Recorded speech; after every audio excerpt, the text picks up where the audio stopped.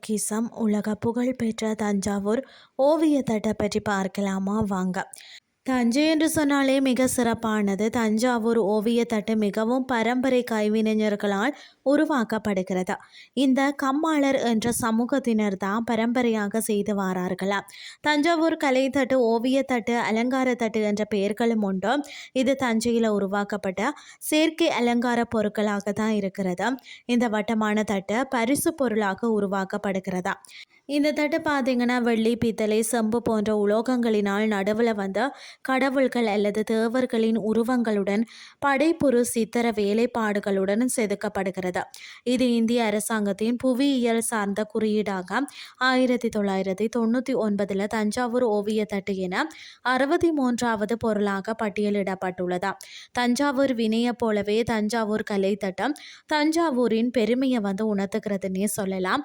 தஞ்சாவூர் ஓவியத்தட்டு பார்த்தீங்கன்னா 2ஆம் சரபோஜியால் 1777 தொடக்கம் 1832 தஞ்சை மராத்திய அரசு ஆட்சி காலத்தில் அறிமுகப்படுத்தப்பட்டது. இது கைவினை கலைஞர்களால் குறிப்பிட்ட ஒரு சிலருக்காக ஒதுக்கி வைக்கப்பட்ட ஒரு பரிசு பொருளாக உருவாக்கப்பட்டது.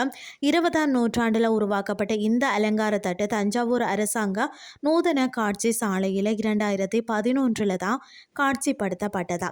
இதில் நடராஜர் பதஞ்சலி, தாமரை பூவின் மேல் நிற்கக்கூடிய பார்வதி ஆகியவற்றின் உருவங்களுடன் படைப்பு சிற்பமாக பார்த்தீங்கன்னா தட்டின் நடுப்பகுதியில் அமைக்கப்பட்டுள்ளது.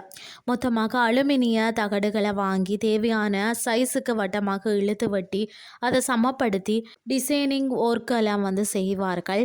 பொதுவாக தஞ்சாவூர் தட்டு என்று சொன்னாலே மயில், நடராஜர் உருவம், விஷ்ணு, சரஸ்வதி, பிள்ளையார் என சாமிகளையும் சிலதில் பார்த்தீங்கன்னா தலைவர்கள், நடிகர்கள் படமும் அச்சுக்கள் செய்து வைக்கிறார்கள்.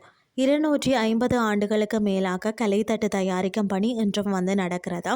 இதன் விலை பார்த்தீங்கன்னா 600 ரூபாயிலிருந்து 22,000 வரைக்கும் விற்கப்படுகிறதா.